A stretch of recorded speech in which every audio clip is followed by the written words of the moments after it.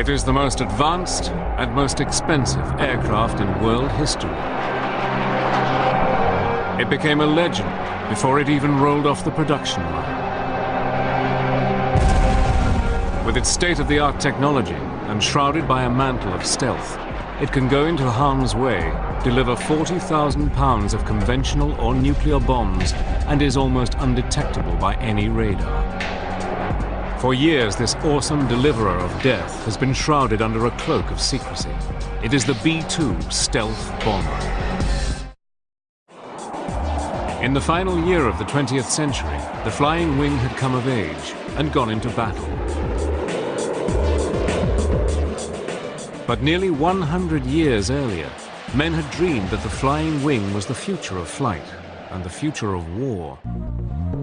But it wasn't until the early 1930s that the dream became a reality when two young brothers, Reimer and Walter Horten, first began to design wings for the new Nazi regime in Germany. The Horten brothers were very interested in highly efficient gliders. And it's not such a great leap of imagination to realize that the most efficient form for any flying machine is just a pure wing. With the outbreak of World War II in 1939, the Horten brothers continued their groundbreaking work under a shroud of secrecy. By 1941, they were exploring the use of a transport wing to help in the planned invasion of Britain.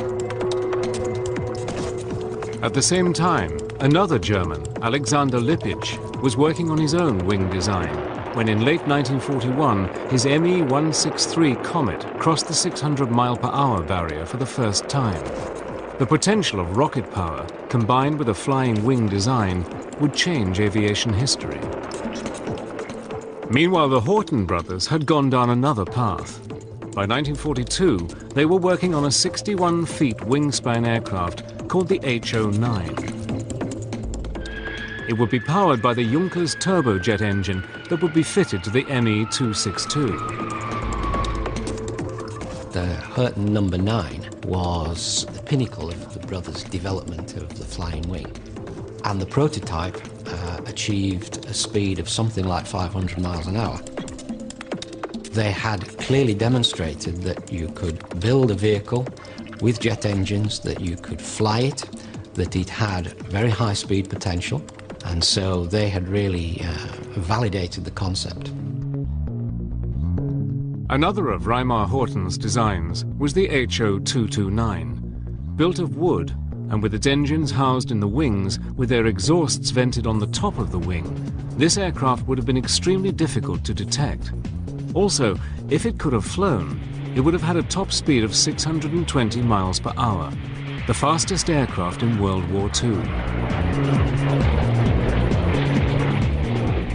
But while the Germans were developing their wings, a 40-year-old American aircraft designer called Jack Northrop was quietly working on a flying wing design of his own. Jack had been dreaming about flying wings since the 1920s and had long held the belief that the way to success in wing design was by reducing the drag created by a tail and fuselage. Northrop's idea was, first of all, to minimize the tail and the fuselage, and then, as a last step, to get rid of the tail altogether. So he went through a whole series of smaller steps in order to achieve the all-wing configuration. In December 1942, his N1M flying wing took to the air, and over the next few years, more and more of his designs were being refined and tested. But by May 1945, the long and bitter struggle to defeat Nazi Germany was over. Its industrial and technological centers lay in ruins, along with its dreams of a flying wing aircraft. But Jack Northrop was convinced that where the Germans had failed, his wing would become the greatest aircraft in the world. All he would need was the raw power to do it.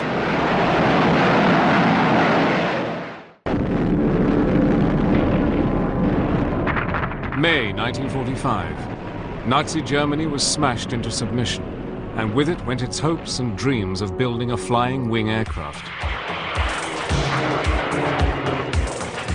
But while post-war America continued to build conventional aircraft such as the B-29, one man pursued his vision. In 1946, Jack Northrop tested his massive 400-mile-per-hour XB-35 flying wing.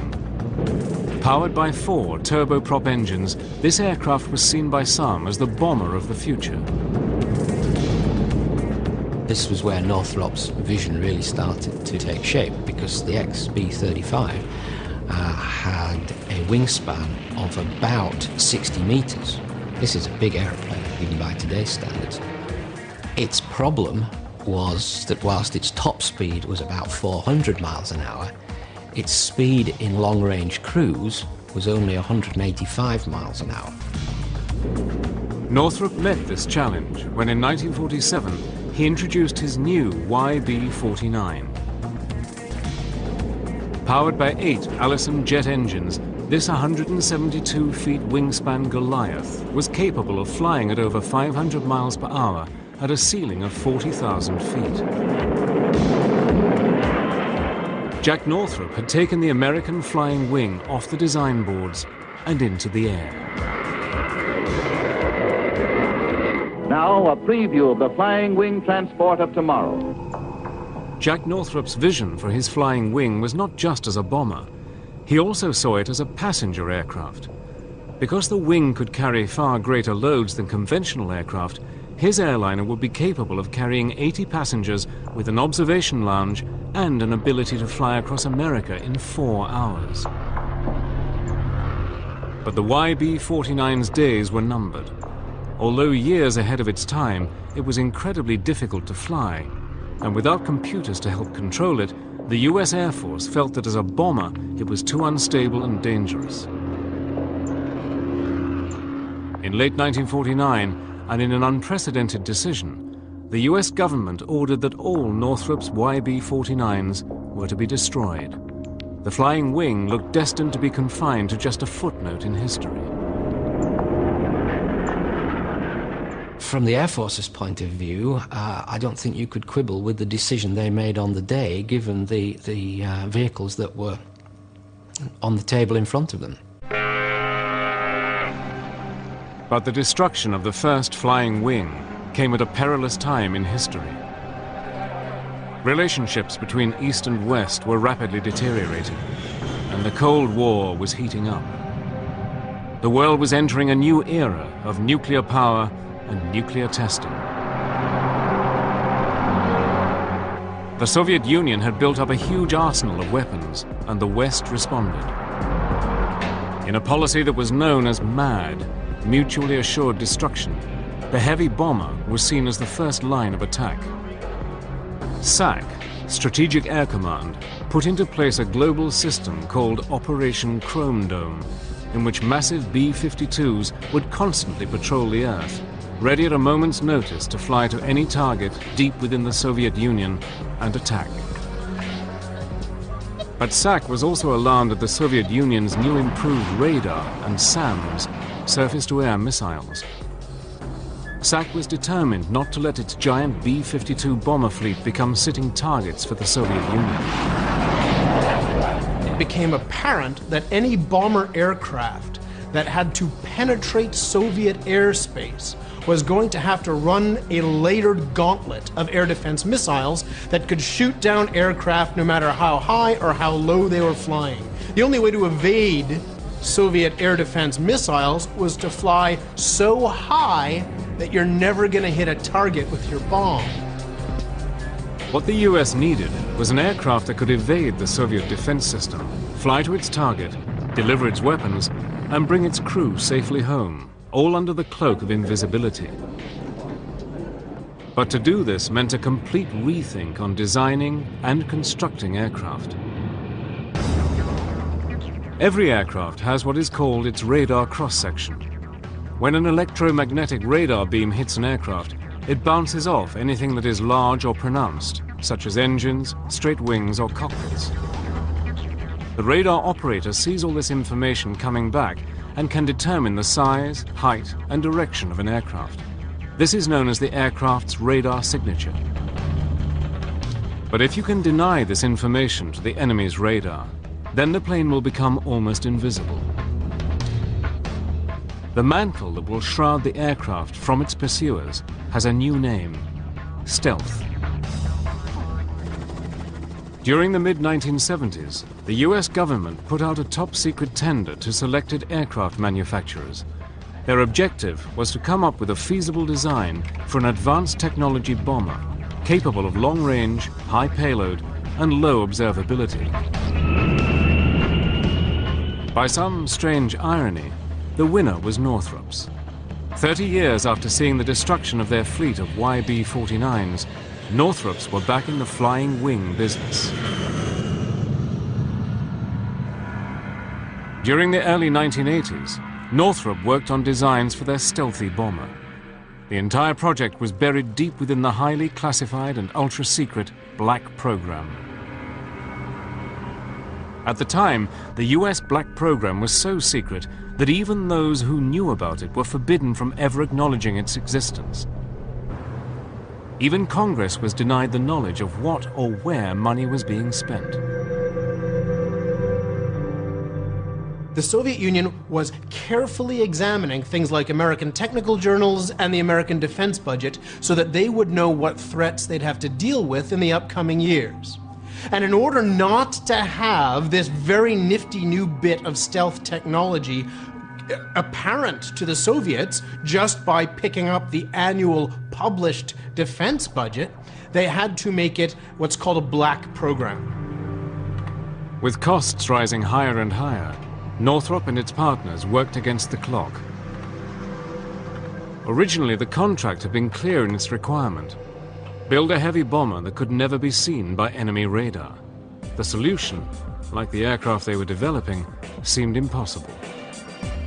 What Northrop had to do was develop a computer system that would enable the B-2, as it came to be called, to stabilize itself using feedback and the fastest computers they could get. So the stabilization of a B-2 flying wing configuration becomes a software and computer hardware problem. It becomes a cybernetic problem. By the mid-80s, and despite some of the most stringent checks, rumors began to circulate about what might be going on behind Jack Northrop's door. Press reports, artists' impressions, magazine articles began guessing as to what was happening in Palmdale, California. On November the 22nd, 1988, the Northrop Corporation staggered the world when it unveiled its B-2 stealth bomber. After years of working behind a complete screen of secrecy, the team of visionaries at Northrop had rewritten the rules of aircraft design. The technological array was awesome.